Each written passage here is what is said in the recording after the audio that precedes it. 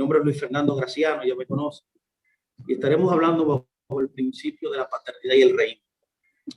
Antes de iniciar, quiero dejarlo con esta frase que encontré en un lugar que es muy, muy poderosa y dice: el mantener la cabeza y el corazón en la dirección correcta, no tendrás que preocuparte por sus pies. Lo voy a repetir: el mantener la cabeza y el corazón en la dirección correcta, no tendrás que preocuparte por tus pies. Qué linda frase. Yo creo que todo lo que Dios hace tiene que ser con siempre dar en el blanco. Y Dios es un Dios de orden. Así que cuando Él forma la creación por diseño divino, el pueblo de Dios, es evidentemente y funcionalmente la familia y la casa de Dios. Dios crea la raza humana para hacer la representación exacta de la deidad sobre la creación. La conexión era que el Padre Celestial se relacionara de manera amorosa con un hijo corporativo o con su hijo corporativo en la tierra, expresando de esa manera visiblemente la gloria de Dios. En el lado práctico de esta idea, cuando la persona reciba al Mesías en su corazón, en su vida, como el Salvador de su vida, inmediatamente la Biblia nos enseña que somos colocados dentro de la familia espiritual, donde somos en la tierra la imagen del Hijo de Dios en la tierra, representando. Literalmente la palabra imagen es la palabra hebrea selem, que significa representación exacta. De esta forma, nutridos por el Eterno mismo, que es un Dios que representativamente paternaliza a los huérfanos y a las viudas, como lo dice Santiago 1:27, este concepto está en la centralidad de lo que él hace. Por eso usted puede ver literalmente cuando vemos la genealogía de Yeshua, de Jesús, en Lucas, exactamente en Lucas 3:38, que concluye toda esa genealogía con que Adán es hijo de Dios. Esta frase que Adán es hijo de Dios agrupa la intencionalidad de Dios. Si pudiéramos definir todo el plan de Dios en una sola frase, en una sola palabra, lo podríamos definir como que la idea y la intención original de Dios es que un hijo lo representara a él en la tierra.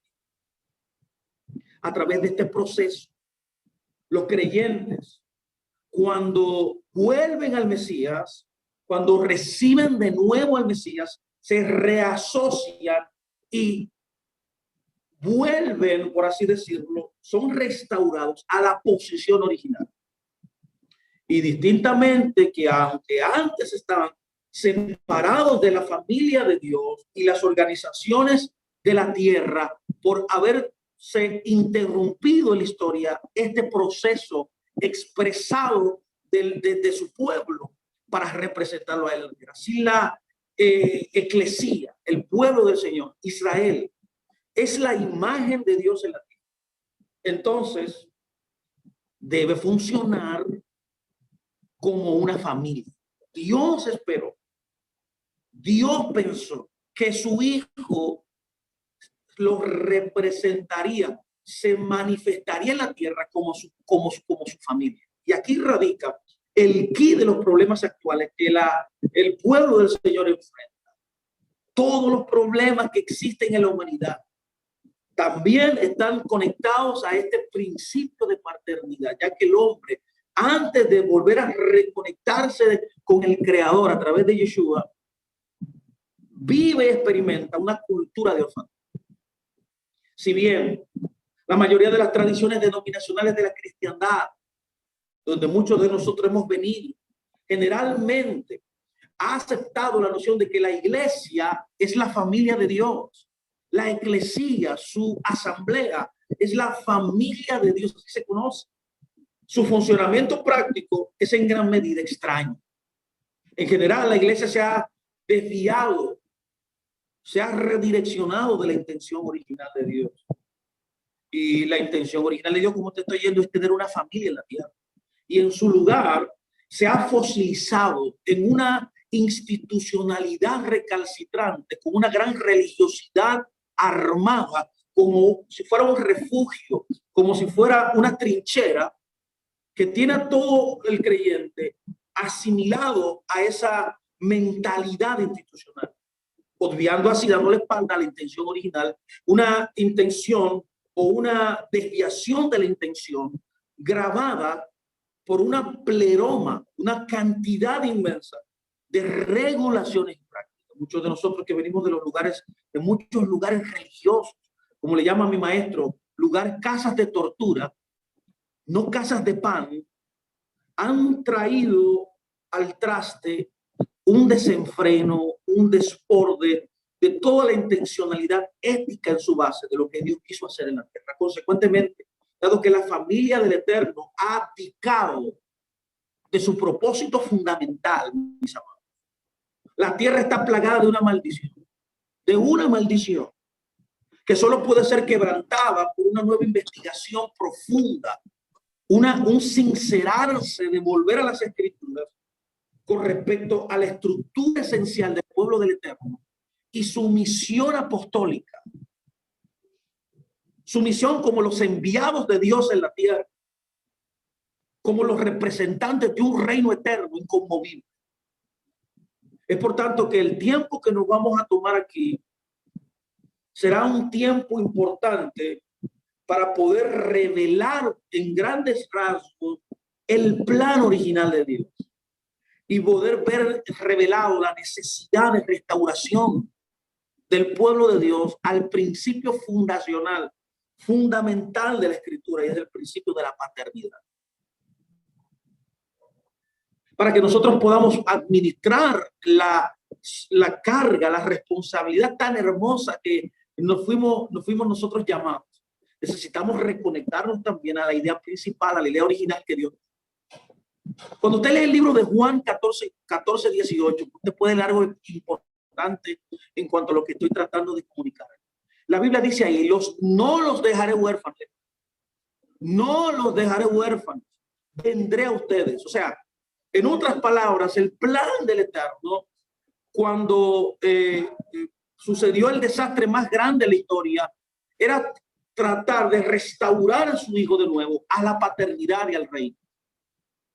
Por tanto, permítame ahora iniciar un tiempo, una charla después de esta introducción vital para poder entender todo el principio de la paternidad. Antes de que Dios creara el mundo, escúcheme bien, yo le llamo a esto Génesis 0. Sería bueno un día hablar de estas cosas. Génesis 0, ¿eh?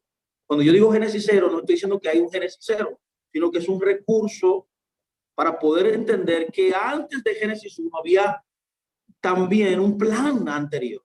Porque lo que genera que Dios comenzara a producir, o sea, a crear todo, fue una idea.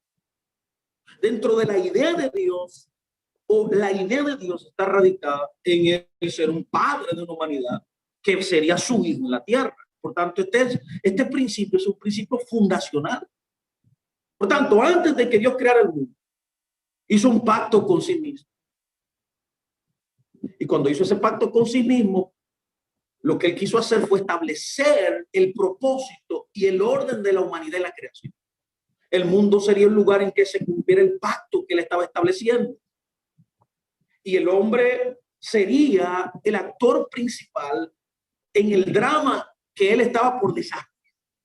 Es por tanto que cuando él dice en el principio crea Dios, ya el pacto con su hijo ya estaba establecido. Solo que ahí vino a tomar existencia, a materializarse en el mundo natural en el cual nosotros vivimos. Ya que el mundo, la realidad que vivimos, vamos a llamarle mejor así, la realidad es de doble dimensión. Una es el cielo y otra es la tierra. En otras palabras, escúcheme muy bien, Dios sabía el final de la historia antes del principio. Como dice Isaías 46:10, que Dios revela el final desde el principio. Yo quiero saber el final, debo ir al principio. Yo no puedo consumar, completar, materializar, lograr, alcanzar, fructificar si primero no comienzo. Si primero no hay un principio, no hay un fundamento, no hay una base En otras palabras, no hay una idea. Sus propósitos para crear el mundo fueron mostrar su naturaleza de amor y borrar la mancha que el pecado dentro de su plan produjo en la historia.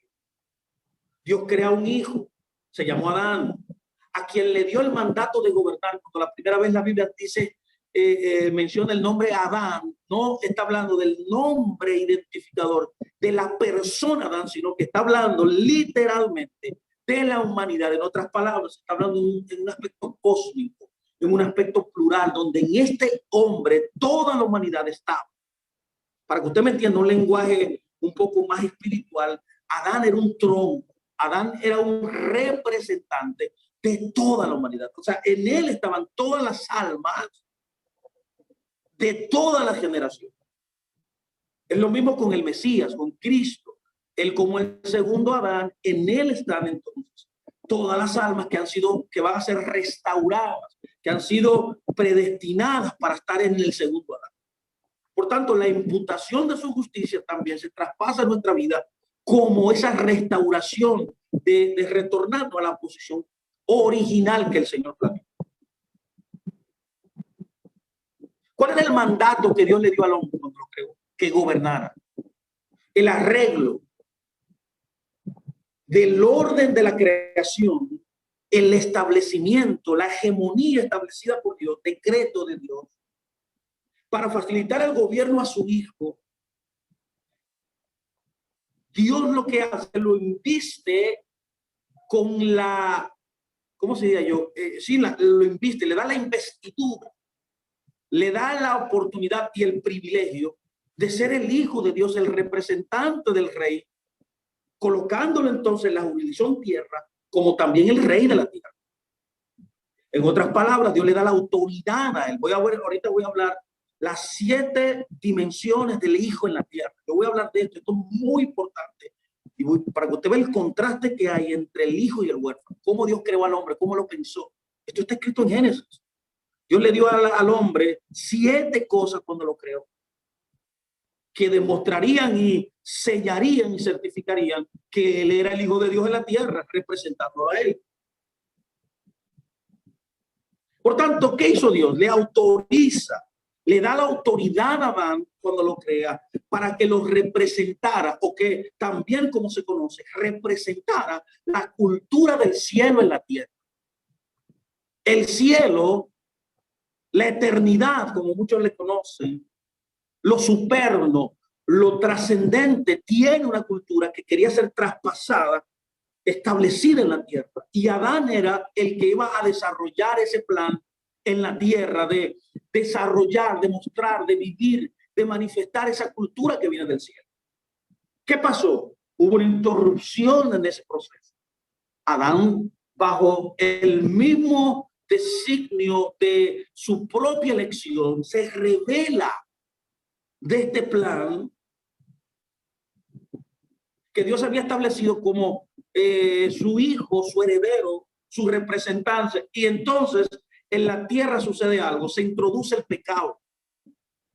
Y es a través de Adán que el pecado entra en el mundo.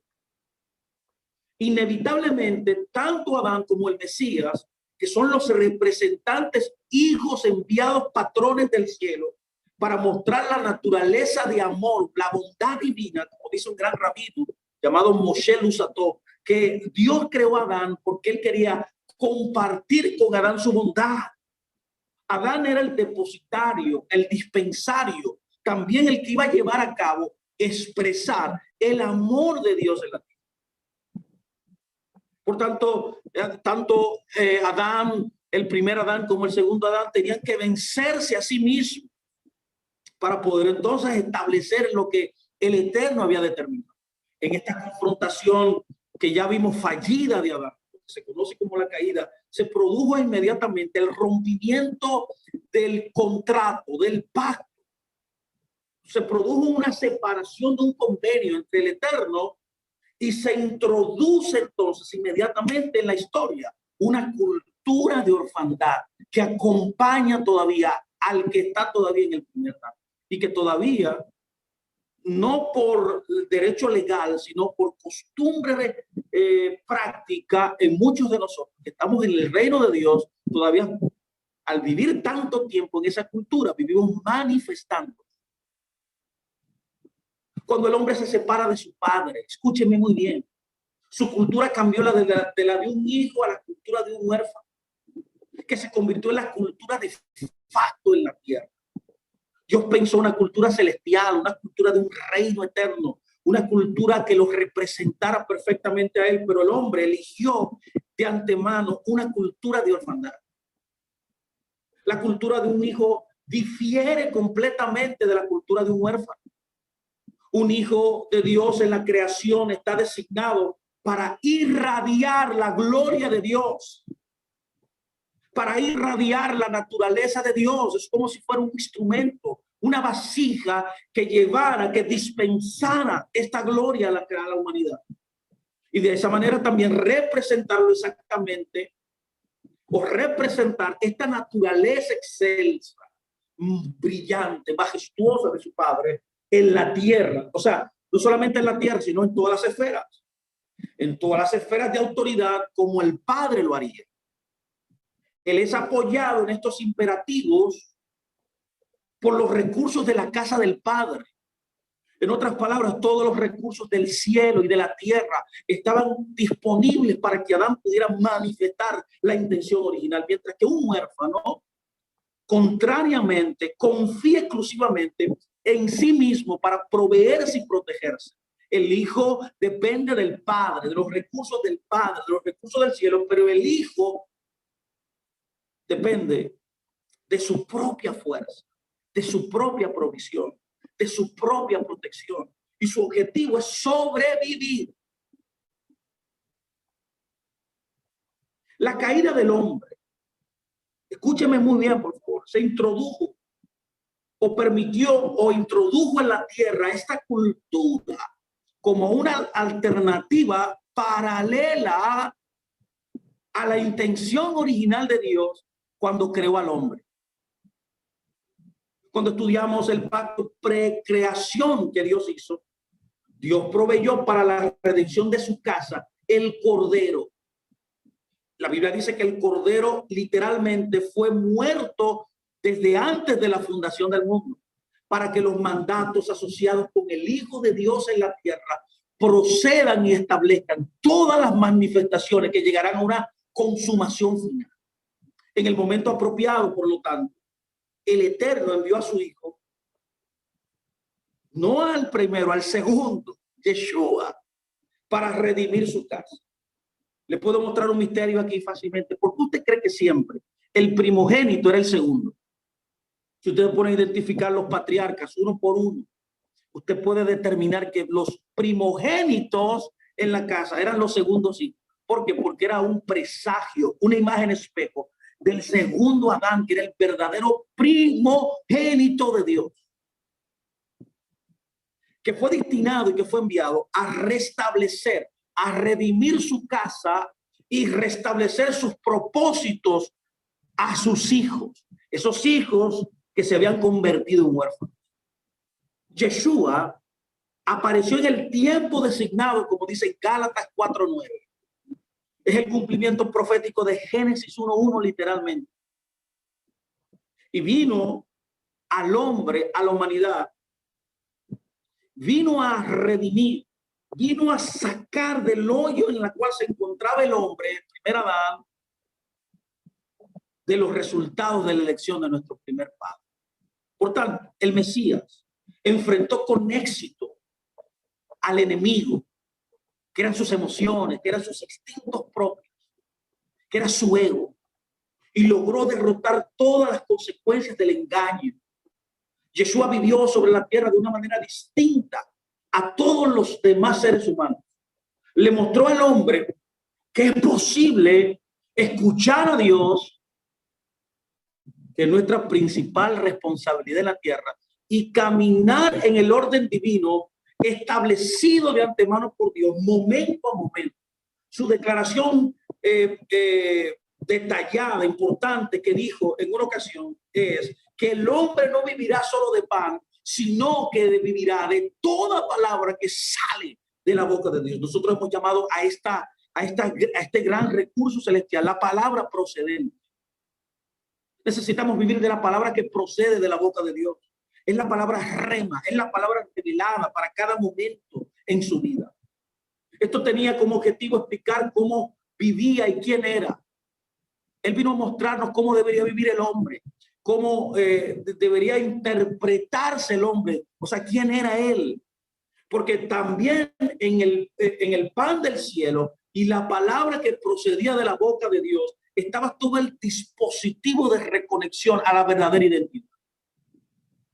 Su vida era una representación completa de la vida de Dios, de la vida del cielo, la vida original que fue destinada para el hombre, que Dios había planeado de antemano para sus hijos vivir en la tierra.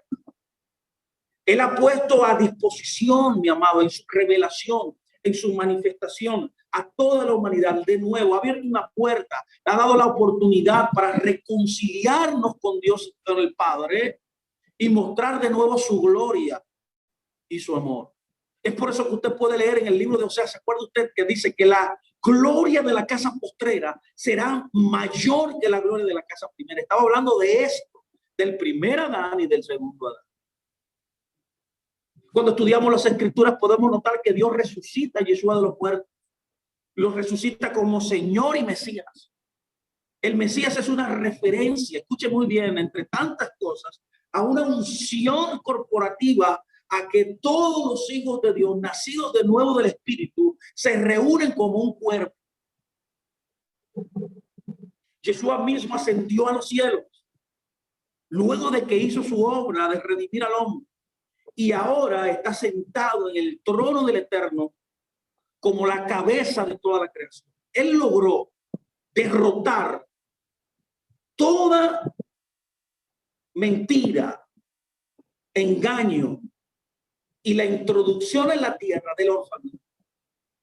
Y volvió a reconectar, a reintroducirnos en la autoridad del cielo como la base de la alternativa del poder y gobierno que fuimos nosotros marcados desde antemano, apoyando las actividades de los hijos de Dios sobre la tierra. Es el sello de nosotros en la tierra. Esta base de autoridad, una autoridad celestial, importante diferenciar esto, una autoridad terrenal y una autoridad espiritual son dos cosas muy contrarias. Yeshua vino de nuevo a reanudar la autoridad legítima que se le dio al primer Adán. Es por eso que usted puede ver que hay una diferencia entre la autoridad de Yeshua y la autoridad de los rabinos de su tiempo.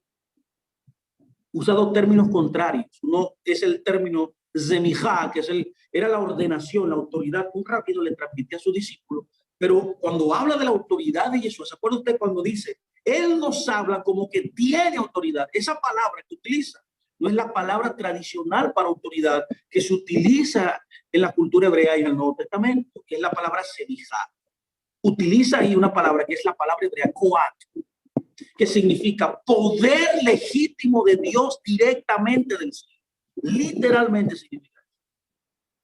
Cuando él se bautizó en el Jordán, inaugura un nuevo orden en la tierra y es investido del poder, el mismo poder que Adán perdió. Por tanto, ¿qué Adán perdió? ¿Qué se formalizó cuando Yeshua vino y logró lo que logró? Bueno, primero, lo reposicionó nuevamente en ser el Hijo de Dios. Segundo, le recuperó el reino que al principio Dios le había dado. Y cuarto, lo hizo caminar en la gloria, en las dimensiones de gloria que Dios había predeterminado para dar desde la fundación del mundo. Por tanto, la obra del Mesías es volvernos a la idea original, al principio cuando Dios creó. Es por eso que usted, al estudiar Génesis 1, 2 y 3, que yo creo que son los capítulos más importantes que todo hijo de Dios debe estudiar. Ahí están todos los principios neurálgicos, fundacionales importantes que usted necesita conocer a profundidad. Todos los conceptos que usted maneja en el Nuevo Testamento, todos están ahí. Y uno de ellos es el principio de autoridad. Es el ejercicio de poder para el cual Adán fue llamado, para la cual Adán fue destinado. El reino de Dios es una realidad operativa. Es un sistema operativo. El reino de Dios no está ni en el cielo ni en la tierra. No, el reino de Dios está colocado dentro del hombre. Cuando el reino de Dios fue anunciado por Yeshua, cuando él dijo, arrepiéntanse porque el reino de los cielos ha llegado, se refería a los creyentes que se habían reconectado nuevamente a la intención original. Por tanto, el reino de Dios era la idea de que todo el que había nacido de nuevo, que se había reconfigurado de nuevo en el Hijo de Dios en la tierra, que había vuelto al reino, al dominio de Dios, que esa es la intención original, que fue lo que Dios pensó. A esto se refería Yeshua cuando dijo el reino de Dios. El reino de Dios literalmente son los hijos y las hijas de Dios que viven en el reino, que los representan en la tierra a través de la palabra que le da. Por tanto, cuando usted está en el reino, cuando usted vuelve a la tierra, usted comienza a operar como opera el reino. Usted es reconectado nuevamente a la idea original, al orden correcto, al orden de los cielos, al orden eterno, a la manifestación principal en la tierra, a lo que fuimos destinados a vivir. Sobre la tierra hay un orden, se llama el reino de Dios, lo cual los hijos de Dios manifiestan, operan en todas las dimensiones de la vida. Por tanto, debemos perseguir estos propósitos de una manera colectiva como el cuerpo del Mesías. Es por eso que cuando usted estudia la escritura, uno de los términos más importantes dentro de la Biblia es que al pueblo de Dios se le llama la casa de Dios. La casa de Dios es la familia de Dios en la tierra y es una familia espiritual, extraída de todos los rangos de la humanidad y formada en un establecimiento, en un arreglo que representa la naturaleza fundamental del amor de Dios. Los hijos de Dios que forman esta familia son seres espirituales. Escuche bien. Usted fue destinado a vivir en el espíritu, no en la carne. Ah, no, que yo soy débil. No, es un cliché religioso de gente que no se consagra completamente. Su orden es ser espiritual. Es vivir conectado a la fuente. Usted fue llamado a conectarse. Usted se conecta de varias maneras. Primero, orando. Segundo, dando. Y tercero, a través de, escuche bien, de el estudio, entendimiento y puesta por obra de la palabra. Todo eso es conexión. Usted se conecta al Creador. Es por eso que cuando usted estudia la palabra mitzvah, que significa operar un mandamiento, poner por acción un mandamiento, la raíz de esta palabra es conexión. Cuando usted obedece un mandamiento, se conecta a la intención original. Por tanto, los hijos de Dios en la tierra forman esta familia de Dios, de seres espirituales, ya que el Eterno mismo es espíritu. ¿Qué fue lo que hizo Dios entonces? Que transfiere su naturaleza a su hijo. De eso se trata la representación exacta. La cultura del reino, que es una cultura de hijo. Contrario a la cultura del mundo, que es una cultura de orfandad. Aunque en sus relaciones con los demás, los hijos del Eterno pueden ser hombres y mujeres de diferentes razas, de diferentes orígenes étnicos y de diferentes clases sociales. En su relación con Dios el Padre, todos son hijos. Toda la casa de Dios está dispuesta, está arreglada para mostrar el amor de un padre o un hijo. Escuche muy bien. Y la confianza de un padre por un hijo. ¿Qué es lo más grande que yo puedo tener de mi padre? Confianza. ¿Qué es lo más grande que mi padre puede darme? Amor. Escúcheme muy bien. Este es el valor central que se presenta con mayor complejidad a través del orden de una familia espiritual, un hogar, un clan, una tribu y eventualmente una nación. Ya que Adán debe entenderse diferentes manifestaciones. Ahí yo voy a entrar en un minuto. Tengo un minuto más. El cuerpo espiritual que comprende a todos los hijos de Dios existe simultáneamente en el cielo y en la tierra. Y en la casa de Dios en ambas jurisdicciones. El orden de su disposición está diseñado, escuche bien, para mostrar la cultura cultura del cielo en la tierra. El fundamento de esta cultura es el orden de un padre y un hijo. Esto es tremendo, esto es muy grande. Esto es, mire, si usted no entiende nada en la Biblia, este es el fundamento. Si usted puede internalizar esto, meditar en esto, comprender esto, la idea de Dios es, Él como padre, transmitirte a ti esa paternidad y que tú como el hijo puedas vivir en la tierra representándolo a Él. Esta es la cultura del reino de Dios. Esta es la cultura que la denominación, la religiosidad ha mermado en la tierra, producto del pecado original, producto de lo que sucedió en el Edén.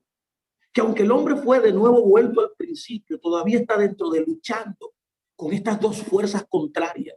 Aunque estás en el reino, todavía hay rasgos de orfandad en tu vida. Por tanto, la idea de Dios era demostrar, o que el hombre demostrara en la tierra, cómo el cielo vive, cómo el cielo se manifiesta, cómo el cielo se muestra.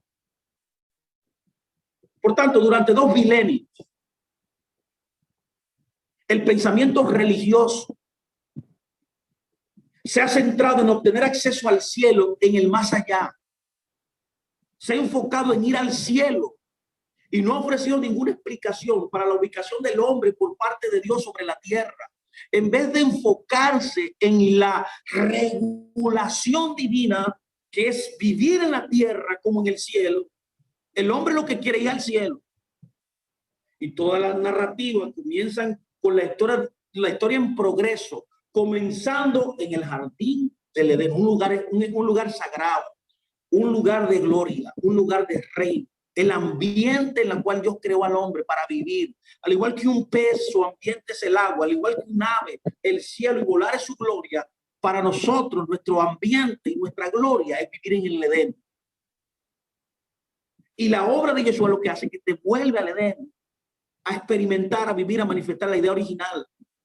En ese punto de partida, la atención se centra en la necesidad de la redención del hombre. Y no se da consideración a esta pregunta tan importante de por qué Dios creó al hombre como su hijo y lo puso a gobernar en la tierra. ¿A qué yo me refiero cuando yo hablo de cultura de orfandad? La cultura de orfandad es la base de nuestra identidad en el presente, ya que la cultura literalmente es la base de la identidad de un hombre, individualmente y como también miembro de una sociedad. Es cierto esto, los que estudian sociología y los que estudian antropología, que es un tema muy importante ahora en el pueblo de Dios, se ha introducido recientemente, los últimos 15 años, ha habido personas que han entrado a estas ciencias, al entendimiento de las escrituras, que ha aportado inmenso desarrollo en el entendimiento de Dios. Pueden determinar fácilmente que hay realmente una conciencia social. Las culturas son la base de la expresión de un hombre, no solamente individualmente, sino también como un colectivo. Es la memoria, el habla, el arte, el comportamiento pasado de una generación a otra. Es la forma, por así decirlo, en un lenguaje simple, la forma de vivir de un hombre. Cultura es la manera de vivir de un hombre. Un individuo interpreta sus experiencias únicas de manera predecible, de una manera consistente, con las normas culturales que lo rigen, que están en su entorno más próximo y que a su vez forman intrínsecamente también la base de cómo él se autopercibe. Es por eso que usted puede ver ahora tendencias desastrosas. El otro día me enteré que había un hombre que se autopercibía como un dálmata y se viste como un dálmata. Duerme en una casa de perro en su patio y come comida de perro. Él se autopercibe como un dálmata. Ahora todo el mundo se autopercibe también que es una mujer siendo un hombre, o siendo un hombre se autopercibe como una mujer. ¿Por qué? Porque uno reinterpreta la vida o se autopercibe también por la manera en la cultura que impera en el lugar donde vive. Es por eso que usted puede, por ejemplo, para que usted entienda lo que estoy tratando de decir, si usted va a San Francisco, no San Francisco en República Dominicana, que es una provincia aquí, sino que usted va a San Francisco allá en Los Ángeles, California, yo creo que está en California. Es una ciudad de California. Usted puede ver que ahí hay una cultura como que casi la mayoría de las personas que van ahí son como medio homosexuales, son homosexuales. Esa es la cultura, el ambiente imperante que se vive en ese lugar. ¿Por qué? Porque las normas sociales, el individuo interpreta sus experiencias por la cultura, por la cultura en la cual él vive. La cultura dicta, rige cómo cada persona se define a sí misma. La cultura es el legado de los antepasados de la sociedad que radica en las características de una identidad cultural. Esa identidad puede estar tan arraigada, tan firme en un ser humano, que sin la revelación de una cultura diferente, sin la contraposición de otra cultura, esto define el curso de su vida. Si esto no es mostrado, no puede él entonces redescubrir la verdadera cultura en la cual él debe vivir. Y si él es consciente de este hecho, si no entiende que hay otra alternativa, su vida será irrelevante y todos sus resultados serán nefastos. Esa es la cultura en la cual vivimos hoy. La cultura global dominante es la cultura de una falta de paternidad. Inclusive en el pueblo de Dios vemos eso. ¿Por qué? Porque eso no tiene nada que ver que usted haya vuelto al pueblo de Dios, se haya reconectado y que vaya a una iglesia y que adore, que usted llore a veces cuando siente la presencia de Dios, o que diezme, que gane un alma. No estamos hablando de eso. Estamos hablando de cultura. ¿Por qué en la casa del Eterno se manifiesta la falta de paternidad? Porque la cultura que usted vivió mucho tiempo todavía está muy arraigada en usted. ¿Qué estoy tratando de decir hoy? Esta cultura de huérfano es muy sutil y penetrante, que enseña a las personas a pensar como huérfanos, a vivir como huérfanos, a manifestarse como huérfanos. Es una cultura separada de la influencia beneficiosa de los antepasados y deja al huérfano indefenso en su propia mentalidad. Él vive ensimismado, él vive refugiado en él mismo. Un huérfano no tiene protección. Un huérfano tampoco tiene provisión que no sea lo que puede crear por sí mismo, y debe luchar para sobrevivir por cualquier medio que sea necesario. Lo único que le interesa es el autoconservarse, autoprotegerse, autopromoverse. La cultura de orfandad de hoy día está directamente en conflicto con la cultura del reino de Dios, que es una cultura de paternidad y de filiación. Mientras que una cultura sin padre produce huérfanos, Dios, mis amados, su intención, como hemos descrito en grandes rasgos hasta aquí, Dios creó al hombre para que sea su hijo y heredero de su reino. La cultura del reino de Dios es la de una casa, la familia de Dios, que en Timoteo, primera de Timoteo 3, dice, 3:6, que la eclesía, el pueblo de Dios, Israel, dice, es la columna, casa y columna de la vida. Eso es lo que tú y yo somos. El conflicto entre estas dos culturas es un choque de simiente, es una lucha de teomaquía, de reinos, de culturas. No importando que usted vaya a una congregación local, usted puede estar viviendo ahí como huérfano, porque eso no se trata de que usted asista a una congregación, eso se trata de lo que usted vive, de lo que usted proyecta, de lo que usted manifiesta, porque eso está arraigado en su alma. Esta lucha llega a un punto tan crítico en el día de hoy, que continúa revelando o revelándose en la casa de Dios. Es por tanto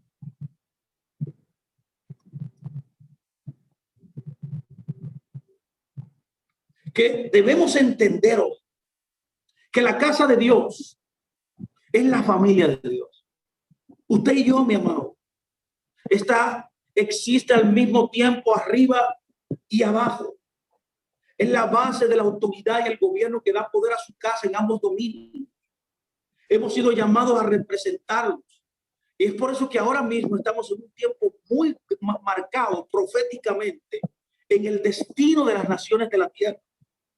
Y Dios nos está llamando. Yo sé que Casa de Efraín es una de las congregaciones que Dios ha marcado para poder levantar esta cultura en la tierra y proliferarla a las naciones de la tierra, para hacer una fuerte impartición apostólica en el fundamento de la vida de su pueblo, ya que su pueblo o un remanente en su pueblo está activando a los santos para que vuelvan a capturar, a reconectarse a su mandato global y a establecer la voluntad y el reino de Dios en la tierra.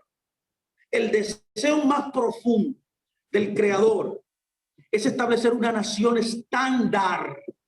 estandarizada en la tierra, marcada con características comunes, características distintivas. Es como si en el cielo hubiera un departamento que velara por la calidad de las casas locales. Entonces hay una calidad celestial que él ve, con la cual él quiere que todo su pueblo en la tierra entre. Eso se llama estandarización del rey, a lo cual todas las naciones de la tierra deben reactivarse. El Padre ha preordenado que su registro profético, escuchen muy bien, desde el cual sus propósitos hallarán culminación en la tierra, encuentre su punto convergente en un pueblo representativo que sabrá cómo llegar a las naciones de la tierra a una posición de rodillas inclinadas, ya que toda rodilla se doblará ante el Melech Mashiach llamado Yeshua.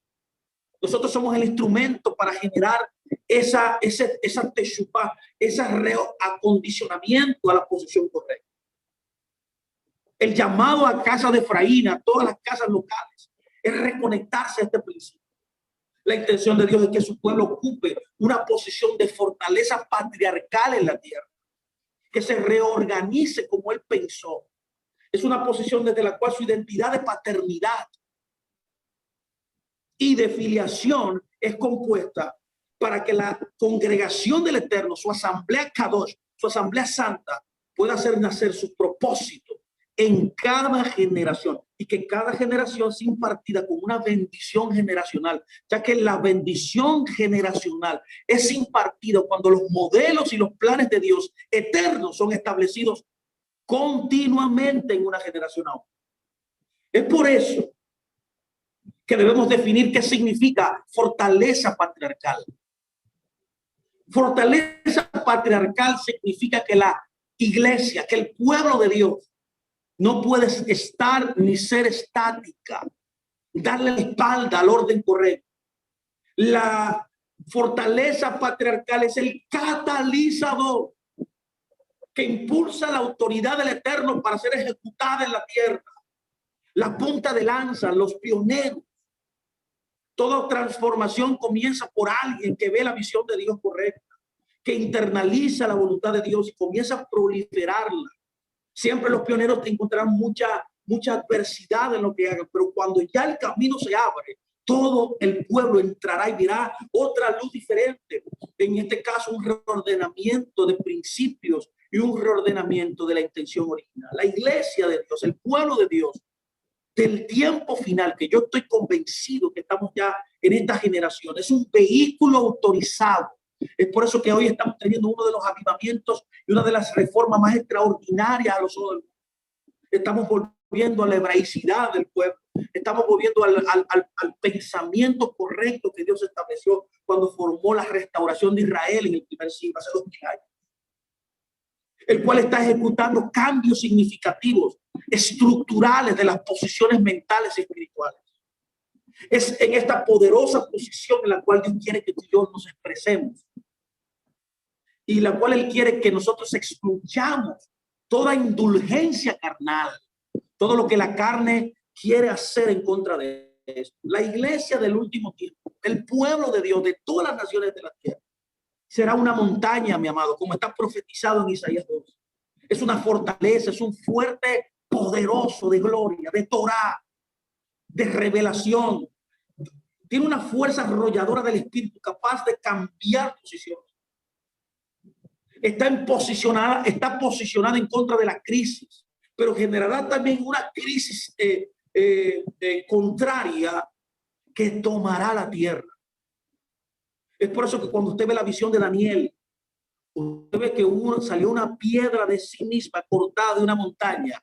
¿A qué montaña usted cree que se estaba refiriendo? Era Sion, que es el pueblo remanente de Dios de la última generación, que producirá los cambios definitivos en el pueblo. Vemos cómo esta piedra fue cortada. Esta comenzó a destruir los sistemas babilónicos, los sistemas egipcios. Comenzó a destruir todo lo que no era la voluntad de Dios, todo lo que edificamos fuera del orden divino. Y vemos cómo esta piedra creció y creció y creció y creció. Y luego dice que se convirtió en una montaña. Esa montaña somos nosotros. Es importante entender entonces el principio de paternidad. Si es tan importante, ¿qué es esto? Permítame entrar ahora en la segunda parte de esta charla. Debo establecer este fundamento, esta base. A grandes rasgos, que podemos decir tantas cosas, hay puntos muy importantes que hay que seguir, pero esto es un catalizador para que usted pueda buscar más. Primero definamos qué es un principio. ¿Qué es un principio? Ya que la Biblia está llena de principios. Los mandamientos que él da, que son 613 en total, revelan principios. Entonces, cuando usted ve un mandamiento, detrás de ese mandamiento hay un principio. Entonces, hay que definir qué es un principio para poder entonces seguir adelante. El principio de la paternidad. La paternidad es un principio. Está detrás de los mandamientos, está detrás del orden de Dios en la vida. Un principio, por definición, es, primero, una regla de acción o conducta aceptada o profesada. Esto es un principio. Voy a repetirlo. Un principio es una regla de acción o conducta aceptada o profesada.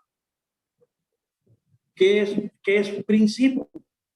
También principio puede definirse bajo que es una ley, escúcheme, ley o verdad fundacional, primaria o general, de la cual se derivan otras. Entonces, de los principios se derivan otras, salen otras, se emanan otras. También un principio puede ser definido como una doctrina fundamental. Por tanto, ¿qué estoy tratando de decir? Los principios son una verdad fundamental con aplicación universal que gobiernan, que rigen o revelan el funcionamiento o comportamiento normal de algo. Permítame yo traer un principio eterno, una ley que Dios estableció, que está bajo el principio de la soberanía de Dios. La soberanía de Dios es una característica que le pertenece a Dios, que no le comunica a nadie. Solamente Él es el único que tiene soberanía. Él es el rey. Acuérdense que un rey no entra en la historia, en la hegemonía o en el dominio a través de votación. Eso es lo que el hombre ha creado como la base de la democracia, que elige a quien quiere que lo represente. No, en el caso de un rey y el Eterno como el creador, el rey soberano del universo, nadie votó para que él fuera rey. No. Él es rey por antonomasia. Él es rey imperativamente. En otras palabras, en términos negativos, él no puede dejar de ser rey. Es mayor este entendimiento. Es imposible que él deje de ser soberano. Ahora, dentro del principio de la soberanía, que es un principio intrínseco de la naturaleza de Dios, hay otros principios que emanan. Por ejemplo, hay una ley que se llama la ley de la termodinámica. Especialmente la segunda ley. La segunda ley de termodinámica nos enseña que si yo no someto o no añado a algo energía, eso vuelve a su estado primario. Eso, mire, usted puede estar, para que usted entienda lo que es un principio y entienda lo que son las leyes. Las leyes son normativas, no importando que llueve, truene, ventee, que usted no tenga trabajo, que usted llore, que usted esté sentimental, siempre será una ley, no importando lo que suceda, no importando cómo usted piense. no importando que usted esté positivo, no importando que usted quiera otra cosa, la ley no se modificará porque ya la ley ha sido establecida en el orden de la creación.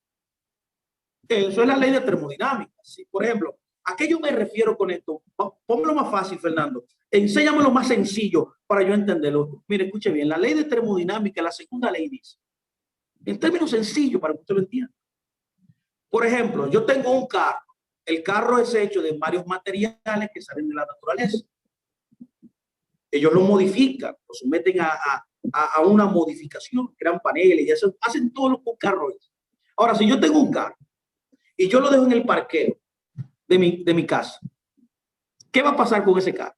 Si yo no lo lavo, no lo encero, no lo limpio, no lo cuido, si yo no lo muevo, si yo no le cambio el aceite, si yo no ejerzo una energía sobre él, o sea, le doy mantenimiento, es la palabra. ¿Qué pasará con el carro? Al final, al tiempo, no inmediatamente, comenzará el carro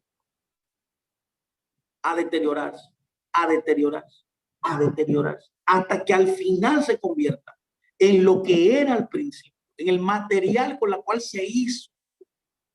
Una bola de hierro se vuelve, se va degradando, porque no lo mantengo. Es igual que usted. Imagínese que usted no se acicale, que usted no se pele, que usted no se corte los vellos de las narices o de sus orejas. Imagínese usted un hombre lobo, una mujer lobo, tendríamos en todo momento. ¿Por qué? Porque usted dejará que su pelo crezca y crezca, usted se volverá una bola de pelo.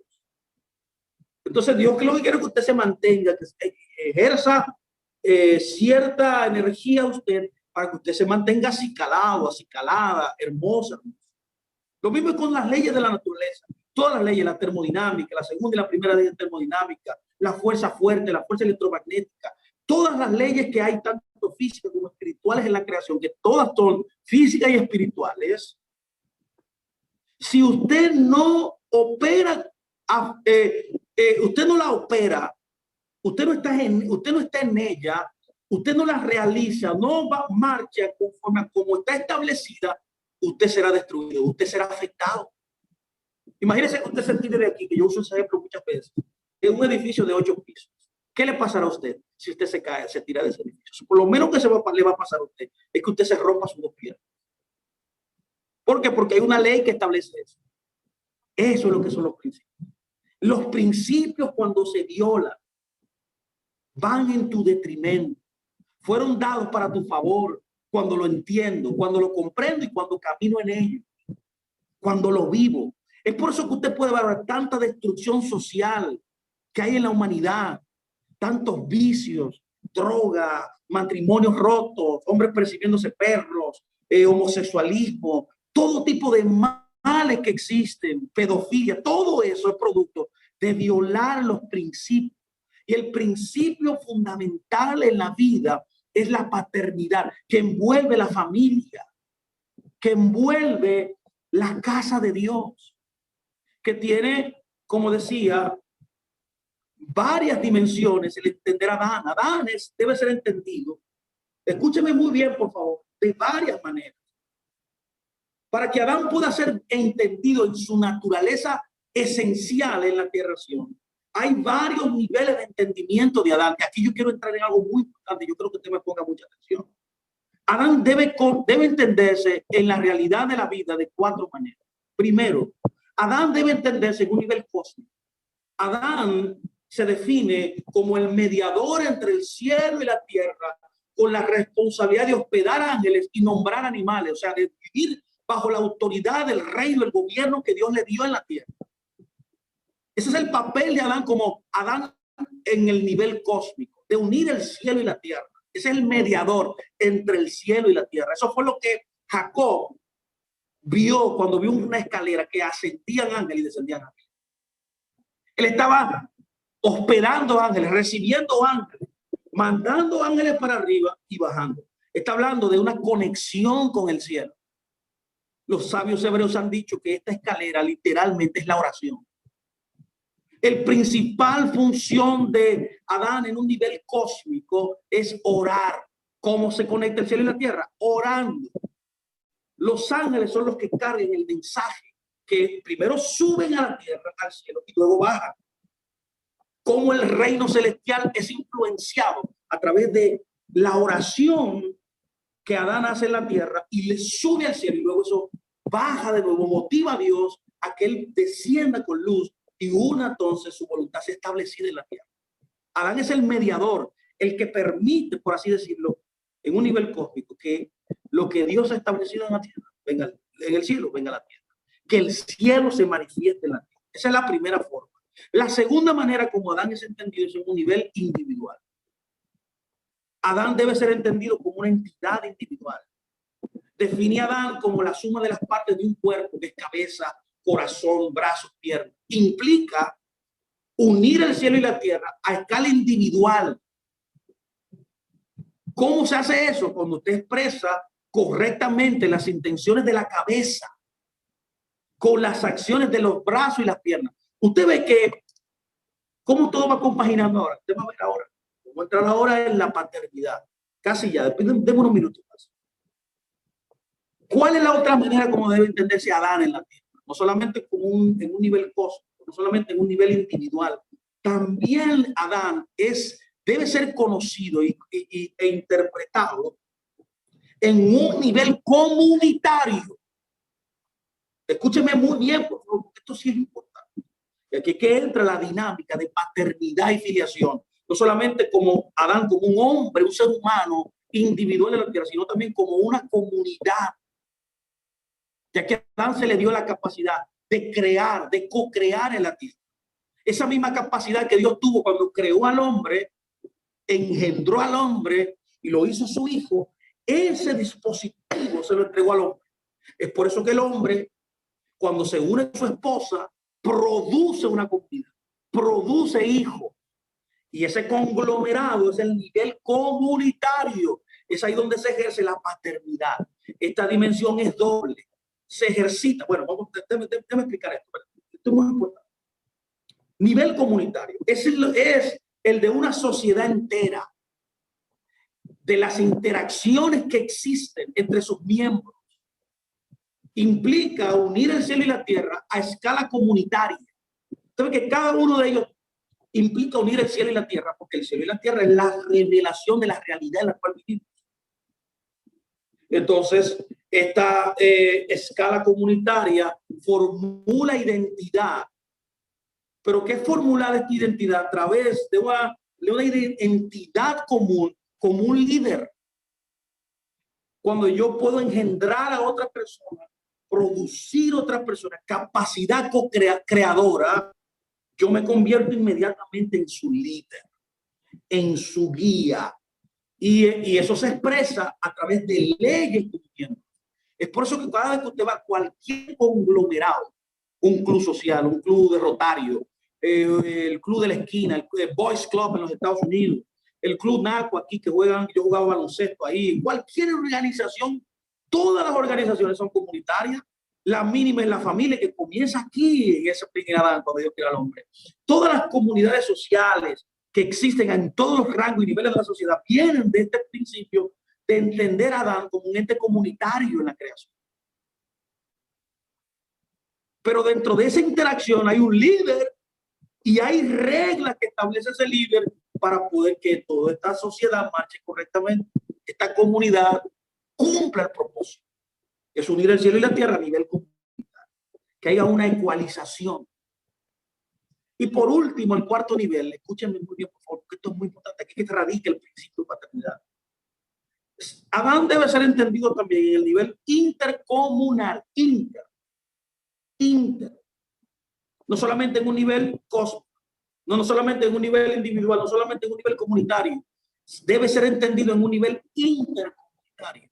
Si vivo en una comunidad es para estar intercomunicado, interrelacionado con mi próximo, con mi prójimo. Es la idea de tener subgrupos dentro del todo. Es por eso que Dios en cada lugar establece tribus, clanes. Pero todos somos la familia comunitaria de Dios en las diferentes jurisdicciones que Él coloca. Y ahí entra entonces los niveles de congregación y congregaciones locales como tenemos nosotros. Por ejemplo, puede involucrar las interacciones de las clases sociales en una sociedad más grande o en diferentes naciones de un reino. ¿Cuántos me están entendiendo hasta aquí? Ahora, aquí que radica el punto de entender cómo la paternidad, el principio de paternidad, se establece en la tierra. Escúcheme muy bien. Los principios son como un faro, una luz que me guía. Son reglas, leyes que no se pueden quebrantar. Solo podemos rompernos contra ellas. Si nosotros no actuamos a favor de ellas, conforme a ellas, nos vamos a romper nosotros, nos vamos a nosotros a quebrantar.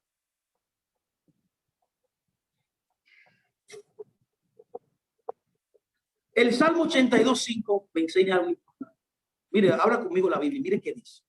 El Salmo 82:5 dice, ellos no saben, ellos no entienden, ellos andan en tinieblas, tiemblan todos los cimientos de la tierra. Mire, esto es un verso extraordinario. Cuando usted lo medita, entiende la realidad de lo que son los principios y cómo nosotros debemos vivir bajo los principios, las leyes, las ordenanzas, las reglas que el Señor ha declarado. Hay tres componentes progresivos que son la fuente del sufrimiento en la tierra. Y aquí está esposado en este verso. Ellos no saben. ¿Qué es ellos no saben? Falta de conocimiento. No dice, mi pueblo perece porque le faltó conocimiento. Lo primero que dice es que hay una falta de conocimiento, el sufrimiento en la tierra. Primero, tiene que ver con la falta de conocimiento. Luego dice, ellos no entienden. En otras palabras, lo segundo es una mala concepción de la vida. Cuando yo concibo la vida diferente a como fue hecha, tendré mucho sufrimiento, tendré muchos problemas. Y por último dice, ellos andan en tinieblas. En otras palabras, falta de visión espiritual. Por tanto, los tres componentes progresivos de la fuente de sufrimiento en la tierra son la falta de conocimiento. Segundo, la mala concepción de la vida. Y tercero, la falta de visión espiritual, que es abortar los propósitos de Dios, los principios eternos. Me llama mucho la atención cuando dice oscuridad. Dice, tiemblan ellos andan en tinieblas, andan en oscuridad. La palabra oscuridad hace un énfasis en la escritura de ignorancia. Es la ignorancia que nos llena el alma. Es la ausencia de entendimiento, de comprensión. Es decir, que estamos ciegos a los principios de Dios. ¿Cuál es el resultado? Dice, oye, ¿qué dice la segunda parte del verso? Ahí que está la clave. La falta de conocimiento, la falta de concebir la vida como Dios la dio, la falta de visión espiritual, que es andar en ignorancia, ignorar los principios, resulta, dicen que todos los fundamentos de la tierra son sacudidos. Es decir, los principios fundacionales que rigen la tierra se sacuden, son removidos. Cuando se carece de entendimiento de los principios eternos, de los principios divinos, continuamente usando la misma fórmula equivocada y volví a tropezar con la misma piedra, siempre tropezando en la misma piedra, dejando que el orgullo, dejando que la ignorancia, dejando que la altivez, dejando que todo este tipo de cosas que son vicios de tu propio ser controlen tu vida. Es la operación de la orfandad de la tierra, es la vivencia práctica de ignorar la paternidad, es la fuente de identidad y la fuente de expresión correcta en la tierra. Y eso producirá resultados inexactos. El conocimiento es vital. El entendimiento de la intención por la cual el Eterno hizo una cosa. Tú no podrás, escúchame muy bien, tener algo, acceder a lugares que Él ha destinado para ti, si verdaderamente tú no entiendes lo que se te va a poner en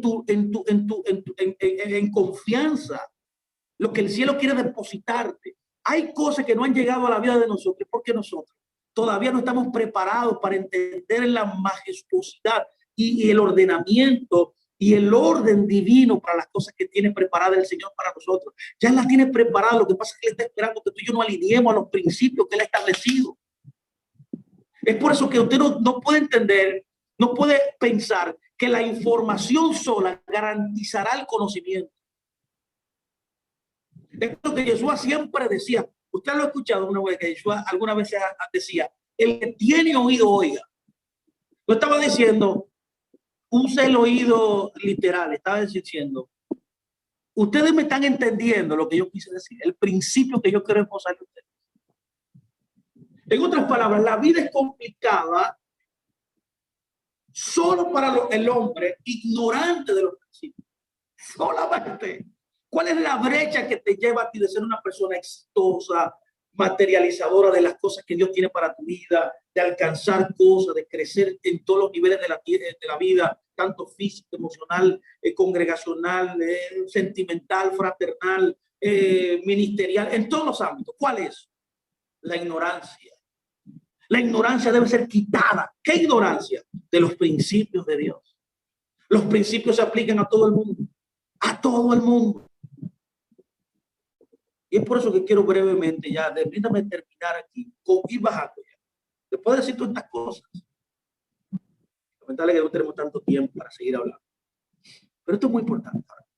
Al entender a estas 4 dimensiones, vemos que aquí es el generador de este principio paternal.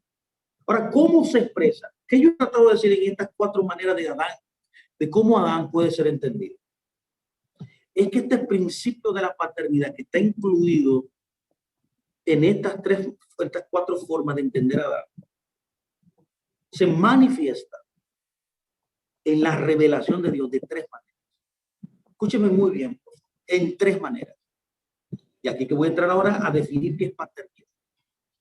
Sí, y puedo ver brevemente qué es un huérfano, las características de un huérfano. Y terminamos. Yo creo que esto es suficiente lo que hemos hablado hoy, para comenzar a llenarnos más de este entrenamiento, de convertirnos en el Hijo de Dios. La paternidad se da en 3 dimensiones. Primero, la paternidad de Dios. Es el ejemplo máximo. Él es el esposo. Él es el templado original. Segundo, al Adán ser no solamente una entidad, el Hijo de Dios latino, engendrado de Dios, puesto para gobernar, para representar, se le da también la capacidad de ser una comunidad. Es por eso que a través de crearse, ser una comunidad, ¿cómo se da eso? Se da a través de engendrar un hijo también. Lo mismo que Dios hace, lo hace Adán y crea entonces una comunidad. Y eso entra entonces la segunda nivel de entendimiento de la paternidad. Dice la paternidad en un hogar, en una casa. Pero hay otra paternidad que se expresa de otra manera. ¿Cuál es? En la interacción, luego de que la comunidad es creada, donde hay un líder que necesita ser honrado, que necesita ser seguido, emulado, hay leyes establecidas para la armoniosa convivencia de esa comunidad. También hay un nivel también que de intercomunitario, que se entiende Adán. Entonces eso genera el otro nivel de paternidad, y es el nivel de la paternidad en el ministerio, en un nivel intercomunitario de las diferentes casas de fe, de los diferentes padres que Dios establece en las comunidades de fe en el mundo, que representan 3 dimensiones: paternidad de Dios, paternidad en el hogar y paternidad en el ministerio. Cuando usted estudia la palabra padre, es muy importante esta palabra, muy importante. Yo voy a tratar de comunicar este principio de la siguiente manera. Cuando usted va al hebreo antiguo,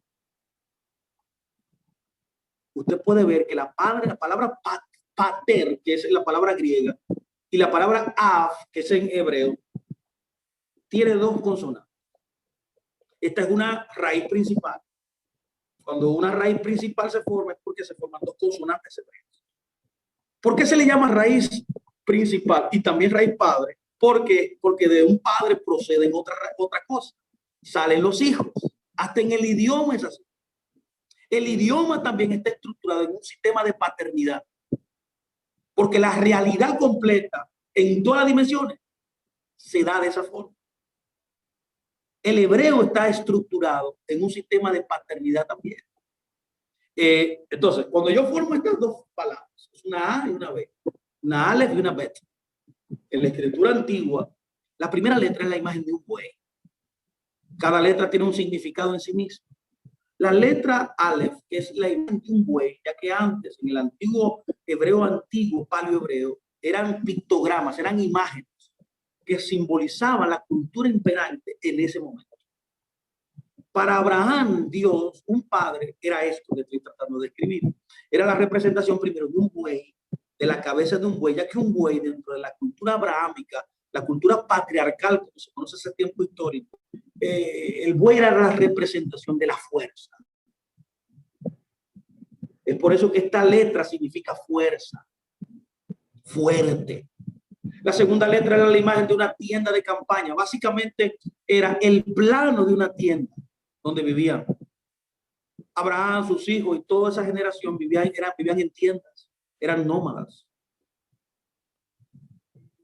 Por tanto, esta representación del plano de la casa tiene el significado también de una casa y de lo que está dentro de la casa, que es una familia también, por añadidura o por un cognato de este concepto asociado a esto. Entonces, cuando usted une estas dos letras, literalmente, padre significa que es una imagen de operación, de función práctica, ya que la Biblia, el hebreo es un idioma que está enfocado en la acción, está describiendo una acción. Por tanto, la acción que se describe al unir estas dos letras es la palabra padre en español. Literalmente significa la fuerza de la casa. Por tanto, para que una casa, ¿qué está tratando de comunicarnos Dios? Es que una casa, para que sea fuerte, para que sea sólida, para que permanezca, para que no caiga, para que perpetúe el orden correcto. Literalmente lo que Dios nos está comunicando es que debe ser fuerte. Y el Padre es la fuerza que sostiene esa casa, que cumple la función por la cual esa casa fue establecida. Lo puede ver aquí, puede notar qué significa paternidad. Esto es una expresión misma de Dios mismo, mis amados. Cuando yo hablo de un padre, permítame ahora explicar un poco más esto. Voy a profundizar más. Ya vio que qué significa en el antiguo hebreo. Esto es hermoso. Yo creo que será suficiente, pero quiero añadir una cosa más para que usted vea un poco más. Voy a hablar ahora en un término más profundo, en las dimensiones que representa ser el fuerte de la casa. Es por eso que las congregaciones se caen, porque no hay un liderazgo firme.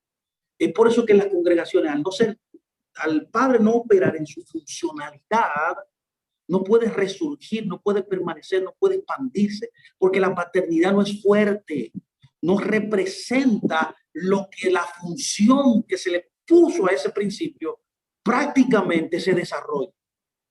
Un padre es, número uno, el principio. La palabra hebrea reshit tiene que ver con lo primero en lugar, en tiempo, en orden y en rango. Específicamente es el principio de primicia o el principio del primer fruto. Esta palabra tiene dos consonantes importantes. Es el acto creativo inicial de una serie de eventos con el resultado de un acto inicial. Esto es la primera letra de la palabra de la Biblia.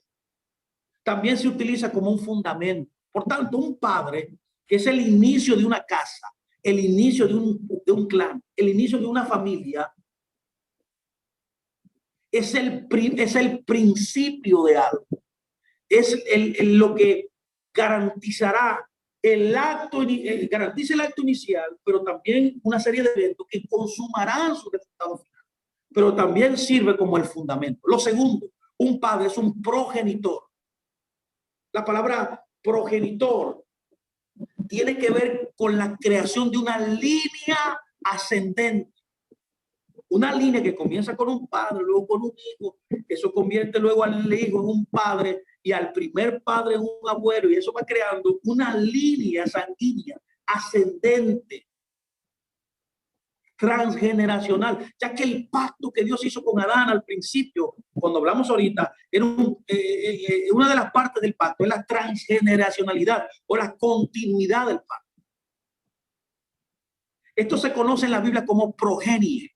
¿Se acuerda usted cuando Abraham da los diezmos a Melquisedec? ¿Se acuerda? Dice que Leví, al estar en sus lomos, dice el libro de Hebreos, Leví recibe los diezmos por el acto que Abraham hizo cuando dio los diezmos a Melquisedec. Y dice el libro de Hebreos que Leví recibe los diezmos porque cuando Abraham dio los diezmos a Melquisedec, Leví estaba en sus lomos. Eso es lo que yo estoy diciendo.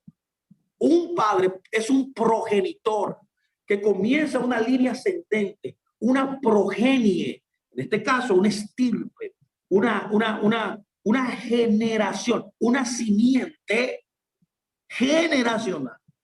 Esto quiere decir que la progenie, también mencionada, se define como descendencia a consecuencia de un proceso llamado reproducción. Entonces, un padre es aquel que engendra. Es por eso que se toma en el nivel de una congregación, cuando alguien está bajo tu jurisdicción, se le llama que tú eres su padre, que tú lo engendraste. Eso fue lo que Pablo usó cuando dijo en el libro de Gálatas, le dice a los Gálatas, escuche que le dice, ustedes tendrán muchos maestros, pero solamente yo lo engendré. Yo soy su padre, en otras palabras, yo soy su padre espiritual. No fue que Pablo tenía hijos ahí, naturalmente, está hablando en un sentido comunitario, como un mentor, como un progenitor de una estirpe de personas que fueron reconectadas al principio eterno del reino. A eso se le conoce el principio del progenitor, y ahí está en el principio de la paternidad. Es aquel que engendra. Un padre es también el jefe. Escucha bien, es una persona que tiene autoridad, que tiene un poder sobre un grupo para dirigirlo, para dirigir el trabajo destinado a ese grupo en esa casa y regir sus actividades. Es como si fuera un representante. Solamente eso. El padre también, cuarto, es un líder. Es la persona que encabeza, es la persona que dirige un grupo. Es la persona o cosa que ocupa el primer lugar en una clasificación o en una competencia. Quinto, el padre es también la cabeza, de la palabra capitía, que significa la parte superior de un cuerpo. Puede ser físico o puede ser también espiritual o puede ser mental también. Es también sinónimo, esto es sinónimo, esto de cabeza, de capacidad, de juicio, de talento, de competencia. Es el origen de algo que fluye y discurre. Sexto, un padre es el inicio. Se trata de un comienzo, de un origen, de una raíz. Se trata del inaugurador de algo también.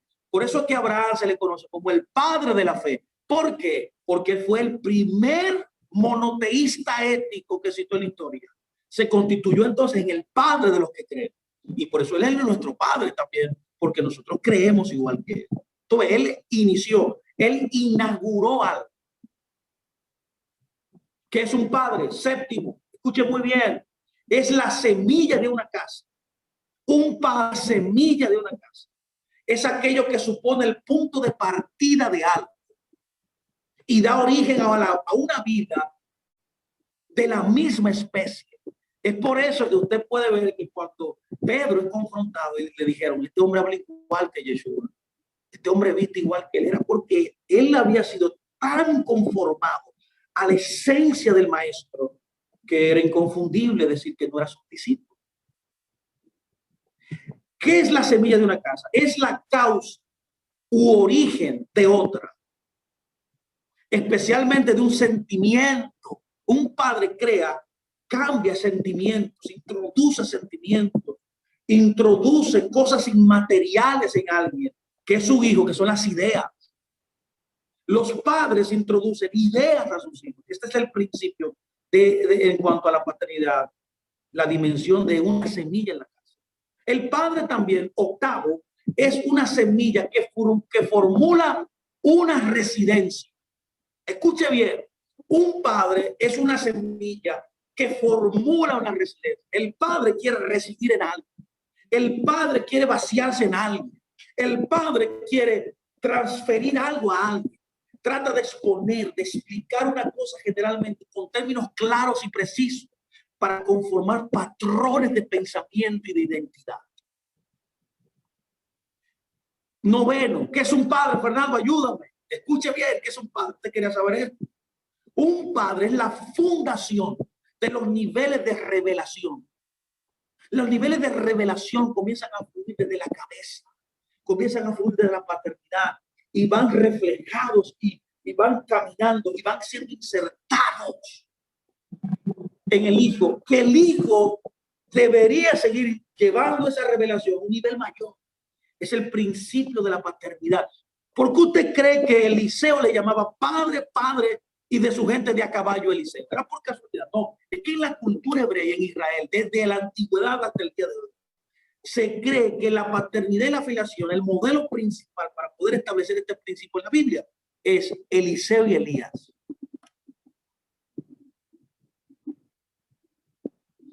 Fernando, explícame más qué es la paternidad. Yo quiero entender eso. Décimo, un padre es el patriarca. Es el hombre que por su experiencia, es el hombre porque fue puesto. Dios vio en él una capacidad, Dios vio en él algo. Por eso lo colocó en ese lugar, lo estableció. Le confirió sabiduría y eso produce respeto por un grupo familiar. O produce que Dios lo haya puesto. Escuche bien, Fernando, ¿y dónde tú sacas esas cosas? En la escritura está todo eso. Cuando Dios creó a Adán, ¿qué fue lo que hizo él? La Biblia dice que él lo creó fuera del Edén. Cuando lo forma, le sopla aliento de vida, dice la escritura que él lo puso en Edén.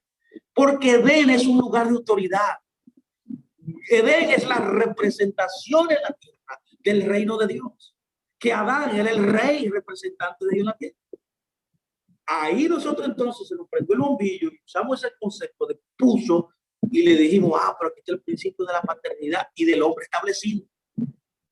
Este es el principio del hombre establecido, que es el principio de la paternidad. Cuando eso es entendido, revelado, se revela el respeto del grupo familiar, de la comunidad, hacia ese hombre que fue puesto por Dios, que fue impartido con revelación, que fue impartido con sabiduría. ¿Cómo lo sabemos? Porque fue puesto en Edén, dice, lo puso en Edén, dice, al oriente. Fernando, ¿y qué es eso? ¿Qué era un misterio? Atienda bien qué es lo que está diciendo espiritualmente ahí. Dios está poniendo a su hombre que lo representa en la tierra como el padre de la tierra. Lo pone en Edén, lo pone en el oriente. ¿Por qué en el oriente? Porque en el oriente es el lugar donde la luz del día sale por primera vez. Es desde el este que sale. Es por eso que ese concepto de este significa en la escritura antiguo. Es la palabra hebrea mikedem.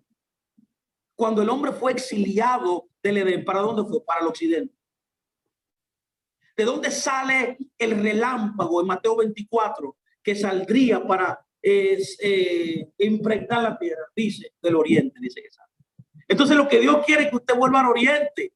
Porque en el oriente es la primera vez donde la luz de Dios sale. ¿Qué es la luz de Dios? La revelación. Por tanto, colocar a Adán, ponerlo en el Edén como el rey en la tierra y colocarlo en ese lugar geográfico estratégico era para que recibiera.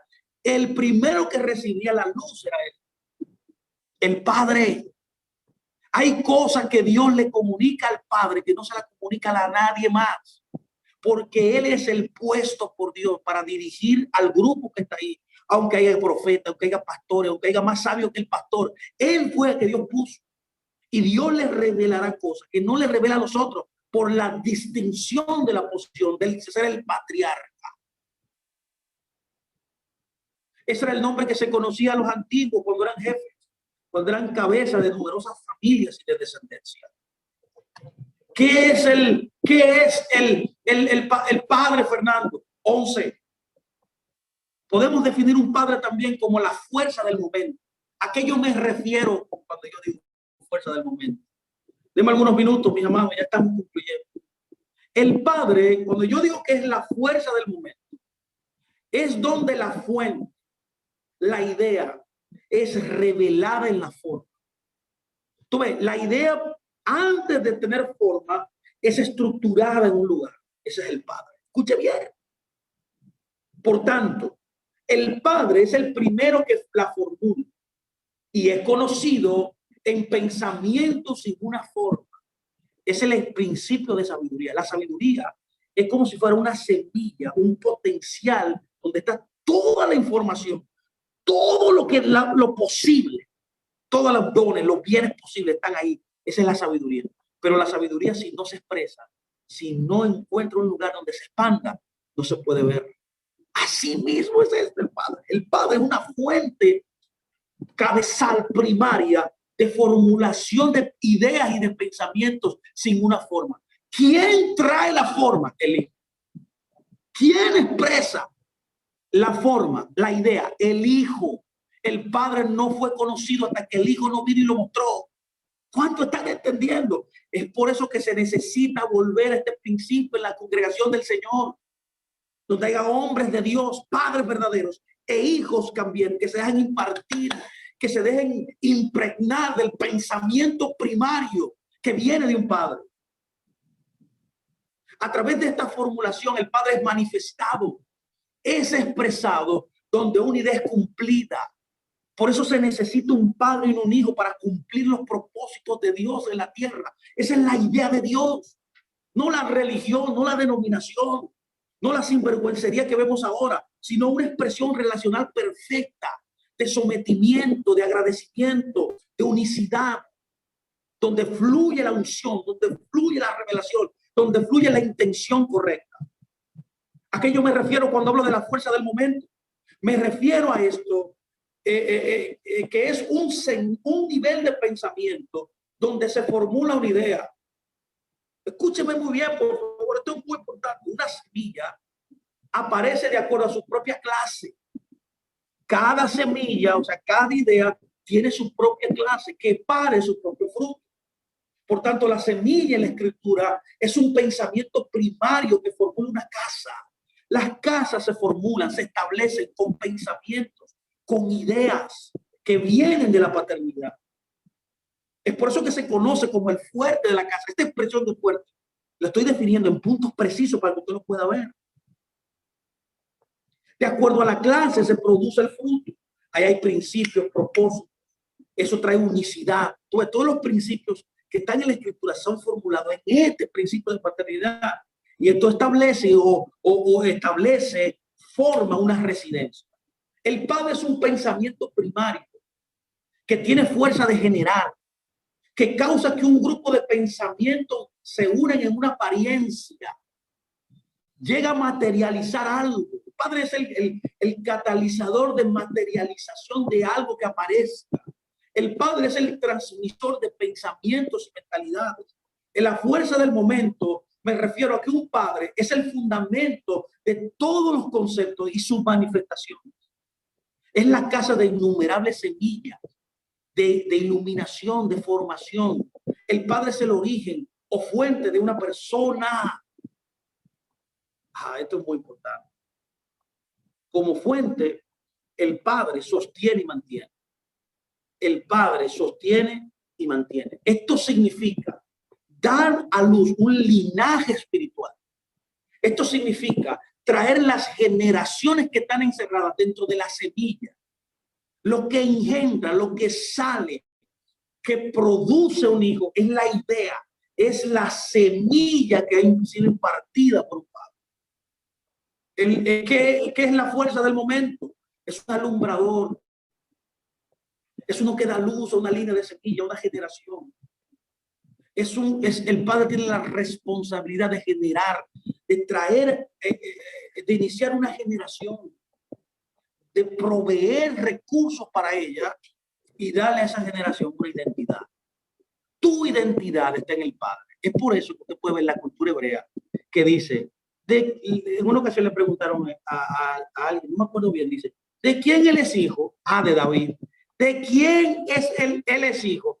¿Por qué usted cree que se hicieron esa pregunta? Porque en la cultura hebrea, un hijo era conocido por de la casa de donde venía. A mí me pueden estar chismeando de cualquiera. La casa de Efraín. No, que fulanito. Yo conozco los padres. Yo conozco su estirpe. Yo conozco su identidad, su nivel. Eso no puede ser eso. Eso no fue engendrado ahí. Esa idea fue una idea que entró, si falló, es una idea que fue foránea. Eso no es eso no fue generado por esos padres. ¿Por qué? Porque en la casa de Isaí, escuche muy bien, la casa de Isaí era un semillero, era una imagen también de lo que es la paternidad y la filiación. La casa de Isaí era una casa que vivía una cultura de engendrar reyes. Nosotros somos los padres de las casas, somos engendradores de la cultura del cielo, que es el reino de Dios, y eso por eso produce reyes en la tierra. Por tanto, el padre también es un regulador del propósito de Dios. Permítame cerrar aquí, ya yo sé que el tiempo se me ha ido, yo quisiera decir más cosas. Quiero terminar con esto, diciendo esto. Los hijos son la evidencia del padre. Escúcheme muy bien, por favor. Los hijos son la evidencia del padre. Un padre es mostrado por el hijo. Ese es el diseño de Dios. Ejemplifica en el Padre y en Yeshua. El Padre nadie lo había conocido, pero Yeshua lo dio a conocer. Por tanto, la evidencia del Padre es Yeshua. Por tanto, podemos concluir que los hijos son la evidencia del Padre, a través de los cuales el Padre se hace aparente, se hace visible y se hace conocido en pensamiento, en mentalidades, en propósito, en identidad, en características, en esencia y en naturaleza.